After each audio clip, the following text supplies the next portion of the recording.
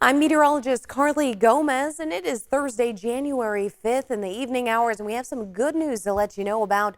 The state of California is now officially out of an exceptional drought, and that maroon shade there, that was as of December. And with all the storms that have pushed through, the new drought monitor is showing the exceptional drought at 0%, although we're still a little red there for the valley spots. When it comes to drought, extreme droughts at 12%, severe 39%.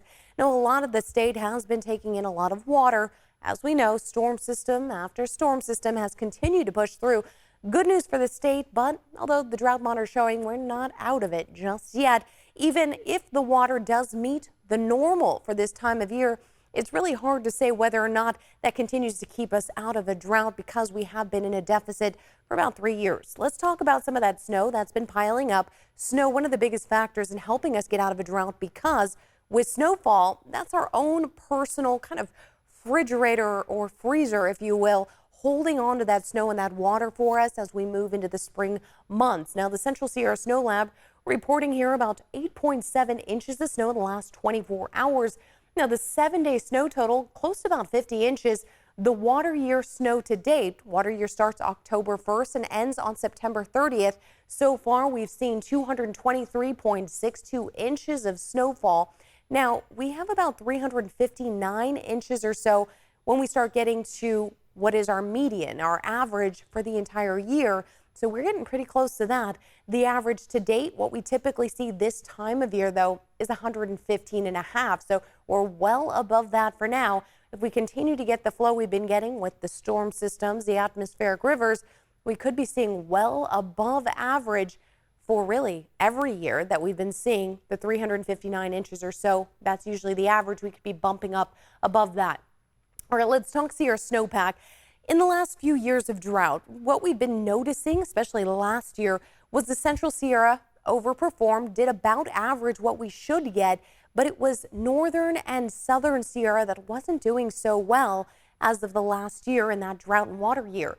Now we're actually seeing the southern Sierra performing at 203% of average. Of course, this is higher because they typically do not get as much as areas of the northern Sierra, the Central Sierra, so we do have more to make up for there.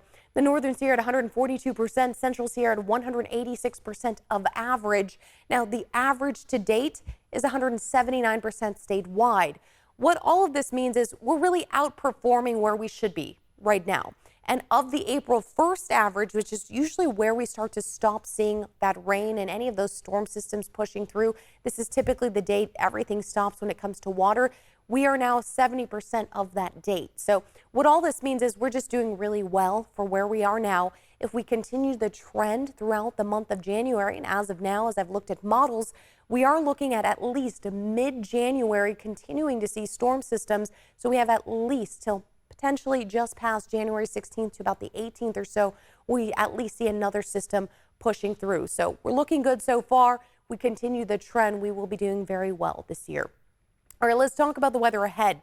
Now, we're actually finally starting to get a break. I know a lot of people are saying, yes, you've let us know about storm after storm after storm that's in the pipeline, but when can we finally get out there, get things done, and get those yards cleared out, get things ready for the next storm to arrive? Well, the scattered showers slow down as of Thursday night. By Friday morning, you should get very little out there left. That means mostly cloudy skies become partly cloudy with gradual clearing into your Friday. You have a lot of time Friday to get things done. And then even into Saturday morning, we don't really expect the next system to arrive until closer to lunchtime. So you do have more time into your early Saturday morning. Then the parade of storms continue through next week. We are looking at the last portions of what was that bomb cyclone pushing to the east. Now, we do have some areas from right off the coastline up until the next storm system where we do have a small break. And again, that's about a maybe 24-hour break if we get lucky, if the storm doesn't move faster. Otherwise, what we're seeing in the overnight hours is this, just some spotty little showers here and there. Nothing too big. We were worried originally maybe about some more thunderstorms, but at this point in time, nothing popping up. So early morning into your Friday commute should be good. And then we'll see the rest of the day relatively dry out there, kind of just depending on where you are, but we do not have major storm systems for Friday. All right, let's talk about the avalanche warning. Because all of the last portion of the system is dumping out and emptying itself into the high Sierra here, we are looking at more snowfall. Now, the avalanche warning will still be in effect just due to the unstable nature of the snow accumulating until about 7 a.m. Now, the National Weather Service may issue another avalanche risk into the weekend. That's the avalanche warning as we get the next storm system arriving from Saturday afternoon, Saturday night through Sunday. So I anticipate seeing another potential for an avalanche risk into Sunday, and that's because we're also seeing some of those winds picking up along with the accumulating snow. We do have the winter storm warning. That is in effect until 4 a.m., so just a little while longer through the overnight hours from Thursday into Friday. And then that snow really is going to become heavy through the weekend. We could see as much as maybe 2 to 3 more feet of snow. But again, the bigger of the storm system Saturday night throughout your Sunday and even into Monday will help contribute to that 2 to 3 feet. Gusty winds will also arrive as we see the next winter storm arriving as well on Saturday. All right, let's talk now flood, because most of the flood watches are now coming to an end. We really only have maybe 30 more minutes for most of the valley. We'll catch a break from all of this rain and finally get a little break to breathe to get things going for your Friday into Saturday before the next system arrives again Saturday afternoon. All right, let's time some of this out for you as we get to 4:30 a.m. Again, we do have a few stray showers that may be moving through, but otherwise cloudy conditions turn partly cloudy, and then we get the next system arriving Saturday around lunchtime into your afternoon hours, and you're looking at about 1 p.m. here. You're starting to see more of the rain arriving. It does look like it's a little bit of a quicker moving system, so this could come by mid-morning as well. So make sure you're just getting things done Friday evening, preparing for Saturday. More of the winter storm starts to arrive as well into the mountain spots there, and then continuing into your Saturday night into Sunday, where things will start getting heavy Sunday. We do see some strong activity coming through most of the valley and pushing toward the foothills by early Sunday morning. You're looking at 6 a.m. We could even see a few stray areas where we may get a thunderstorm chance. You can see that there just east of Fort Bragg. And then finally, a little bit of movement happening where we get pockets of these scattered showers. Some areas remain completely dry. Meanwhile, areas like Santa Rosa to Clear Lake, Sunday afternoon, evening, are getting those spotted showers. So you do have moments for breaks between the storm systems. So really just time this out. Download the ABC 10 app. You can see the radar in real time and plan your day out. So that's very helpful. Or just go to abc10.com and watch our videos. Watch on YouTube as well. All right, let's take a look at the atmospheric rivers as they start moving in. This is what's been contributing to the mass amounts of rain that have been pushing through our area in most of California, as well as Pacific Northwest. The next one arriving Saturday into Sunday, as we mentioned.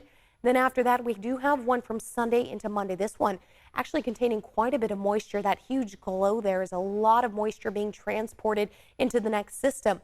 That'll be mostly from Monday into Tuesday. As it starts moving its way toward the south, we get a small break, but the next one is going to arrive mostly Wednesday night into Thursday. So Wednesday is our better day for a next break. Then we'll see more systems arriving after that. That's the Thursday one, Friday one, and then we have a pretty solid one from Saturday to Sunday. So it's really just kind of like a fire hose targeting us out there over the Pacific, right into California. But we've needed the rain. We know that. It's unfortunate it's all coming all at once, though, because, we need time to kind of recover and make sure things are fine. A lot of people have been wondering, where are we when it comes to the flood stages? You're looking into the American River, the Sacramento River, the Cosumnes River, and you're saying, this is looking a little high for me. What's going on out there? Well, these are just the ones here that we've been tracking that have been standing out. A lot of the ones in green were looking pretty good. Actually, American River is also looking pretty good right now, but the Yuba River, this one's in orange because we are seeing it's observed close to 70 feet. The flood stage is 87, but it is forecast at 75, so it is being monitored here in that orange stage. Now, also being monitored is the Sacramento River. We are seeing it observed at 22.5 feet.